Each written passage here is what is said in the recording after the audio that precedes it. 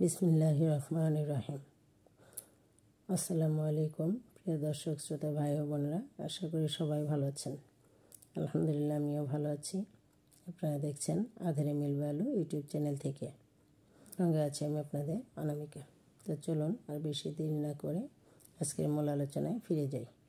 আজকের আলোচনার বিষয় হলো নফসের সাথে কথোপকথন। প্রতিদিন নিয়মিত কিছু সময় ফজর নামাজের পর, মাগরিবের নামাজের পর অথবা এশার নামাজের পর নির্দিষ্ট করে একা বসে মনকে দুনিয়াবি অন্যান্য সকল চিন্তাভাবনা ও খেয়াল হতে বিরত রেখে নিজের নফসের সাথে এরূপ কথোপকথন করবে যে, হে নফস, তুই দুনিয়াতে এসেছিস সওদা করতে। আল্লাহ পাক তোকে একটি মূলধন দিয়ে দুনিয়াতে সওদা করার জন্য পাঠিয়েছেন। তোর মূলধন তোর জীবনের অমূল্য সময়। যদি সওদা করে যেতে পারিস, অর্থাৎ যদি জীবনের সময়গুলো নেক কাজে এবং সৎ কাজে ব্যয় করতে পারিস, তাহলে জাহান্নামের ভীষণ আযাব হতে তুই মুক্তি লাভ করতে পারবি, বেহেশতের অফুরন্ত সুখ ভোগ করতে পারবি। যদি জীবনের সময়গুলো ব্যয় করে কোনো নেকি খরিদ করতে না পারিস, বরং মন্দ কাজে, পাপ কাজে, অকাজে বা আলসেমি করে, বাবুগিরি করে, বিলাসিতা করে জীবনের অমূল্য সময় রত্নগুলো ব্যয় করিস, তাহলে পুঁজি তো হারালি, লাভও কিছুই করলি না। উল্টা জাহান্নামের আযাবে উপযুক্ত হলি। তোর জীবনের সময়গুলো এতই মূল্যবান যে এক একটি মিনিট লক্ষ টাকা খরচ করেও তুই খরিদ করতে পারবি না।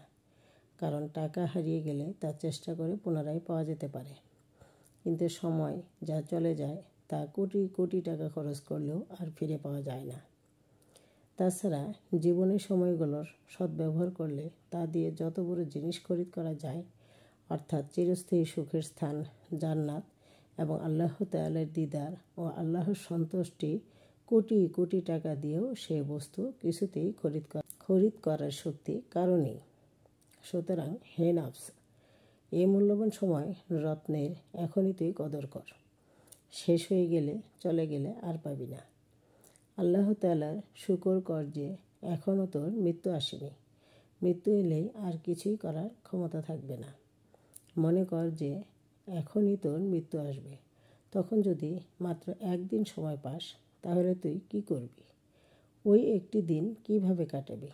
নিশ্চয় প্রত্যেক মানুষের আশা যে মৃত্যুর সময় যদি মাত্র একটি দিন পায়, তাহলে সে সেই দিন খাঁটিভাবে তওবা করবে, আল্লাহ তাআলার নিকট পাকা প্রতিজ্ঞা করবে যে আর কখনো পাপ কাজের কাছেও যাবে না এবং সারাটা দিন শুধুমাত্র আল্লাহর জিকির এবং আল্লাহ পাকের আদেশের তাবেদারিতে কাটাবে।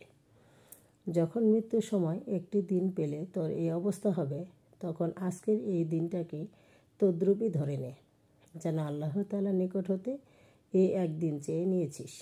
অতএব এই দিনটির প্রতি খুব লক্ষ্য রাখবি, যেন কোনো পাপ কাজ না হয়, কোনো অন্যায় কাজ না হয়, আল্লাহ তাআলার কোনো একটা আদেশও যেন পালন করতে ছুট না যায়। আল্লাহ তাআলার কথা কখনো ভুল হয় না।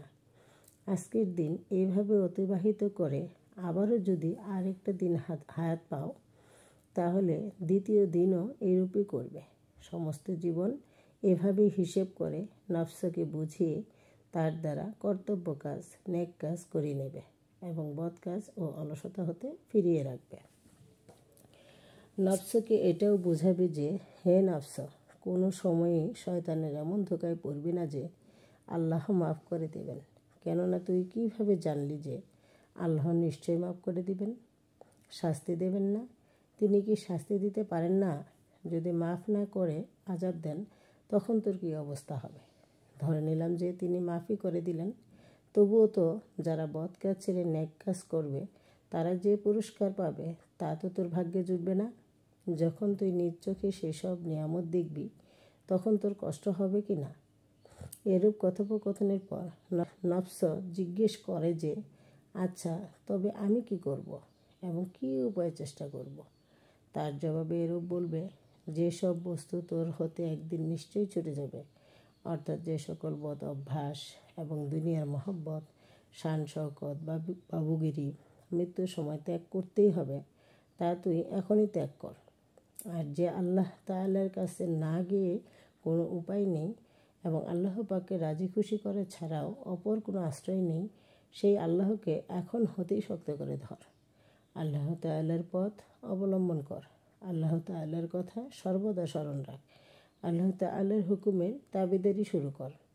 আল্লাহ তাআলার জিকির হতে কখনো গাফেল না থেকে সর্বদা তার হুকুমের অনুসরণ যে কোনোভাবেই হোক করতে হবে এবং আল্লাহ পাক কী কী উপায়ে সন্তুষ্ট হবেন তা বিস্তারিতভাবে জেনে বুঝে সে অনুযায়ী নিজের জীবনকে গঠন করার চেষ্টা করতে হবে। কিছুদিন একটু কষ্ট করে আল্লাহ লোকের পরামর্শ নিয়ে চেষ্টা করলে দিলের মধ্যে ভালো অভ্যাস সৃষ্টি হবে এবং মন্দ অভ্যাসগুলো ক্রমান্বয়ে দূর হয়ে যাবে। হক্কানি নায়েবে রাসূলরা তা বর্ণনা করে থাকেন, অর্থাৎ সারা জীবন পাপের কাজগুলো পরিত্যাগ করে চলতে হবে। যদিও পাপকর্ম মজা লাগে, তবুও সে মজা এই ক্ষণস্থায়ী জীবনের কয়েকটি দিনের জন্য বন্ধ রাখতে হবে এবং যদি ইবাদত বন্দেগী করা এবং আল্লাহ তাআলার হুকুমগুলো পালন করা এত ঔষধ সেবনের মতো কষ্টকর মনে হয়, তবুও সেগুলো সারা জীবন পালন করে যেতে হবে। দুনিয়ার সামান্য কয়েকদিনের সুখের, জাহান্নামে চিরস্থায়ী ভীষণ কষ্টের কি এতটুকু ভয় তোর নেই এবং তা হতে রক্ষা পাওয়ার জন্য ততখানি চেষ্টা করাও কি তোর উচিত নয় যতটুকু দুনিয়ার সামান্য কষ্ট হতে রক্ষা পাওয়ার জন্য করে থাকিস? এখনও সময় আছে, গাফলতি ছাড় আর গাফেল থাকিস না। এখনও সতর্ক হও, এখনও সাবধান হও। ইবাদত বন্দেগী পালনের মধ্যে কষ্ট আছে এবং পাপের কাজগুলো ছাড়ার মধ্যেও কষ্ট আছে। এছাড়া আরও অনেক কষ্ট দুনিয়াতে করতে হবে, কিন্তু দুনিয়া আমাদের ক্ষণস্থায়ী বাড়ি। আমাদের স্থায়ী বাড়ি জান্নাতে কোনো রকমের কষ্ট ক্লেশ করে যদি পৌঁছাতে পারি, তবে সব কষ্টেরই অবসান হবে। সুতরাং এখনকার দুদিনকার সব রকমের কষ্টই নীরবে সহ্য করা প্রয়োজন এবং জান্নাত অর্জন করার জন্য যতই পরিশ্রম ও কষ্ট করার দরকার হোক না কেন, হাস্যবদনে হৃষ্টচিত্তে সেসব মাথা পেতে নেওয়া দরকার। মোট কথা, এইভাবে বিভিন্ন উপায়ে বুঝিয়ে নফসকে সোজা পথে রাখা দরকার। প্রত্যহ এভাবে বোঝানো প্রয়োজন। স্মরণ রেখো, তুমি নিজে যদি এভাবে চেষ্টা করে নিজের ভালোই নিজে না করো, তাহলে অপর কেউ কী করে দেবে? সে আশা সুদূর পরাহত। আমরা আল্লাহ ও আল্লাহ তাআলার রাসূলের তরফ হতে তোমার পরম হিতাকাঙ্ক্ষী রূপে তোমারই কল্যাণের জন্য এই কথাগুলো বললাম। এখন তুমি জানো আর তোমার কর্ম জানে। তো আজকের আলোচনা আর দীর্ঘায়িত না করে এখানেই শেষ করছি। পরবর্তী ভিডিও দেখার আমন্ত্রণ জানিয়ে পরিশেষে আপনাদের কাছে একটা অনুরোধ রইল, যদি আমার এই প্রচেষ্টা আপনাদের ভালো লাগে তাহলে প্লিজ একটা লাইক, কমেন্ট, শেয়ার করে আমার ছোট চ্যানেলটিকে এগিয়ে নিয়ে যেতে অবশ্যই একটা সাবস্ক্রাইব করে দিবেন। আপনারা সবাই ভালো থাকবেন, আমার জন্য দোয়া করবেন। আসসালামু আলাইকুম, জাযাকাল্লাহু খায়রান।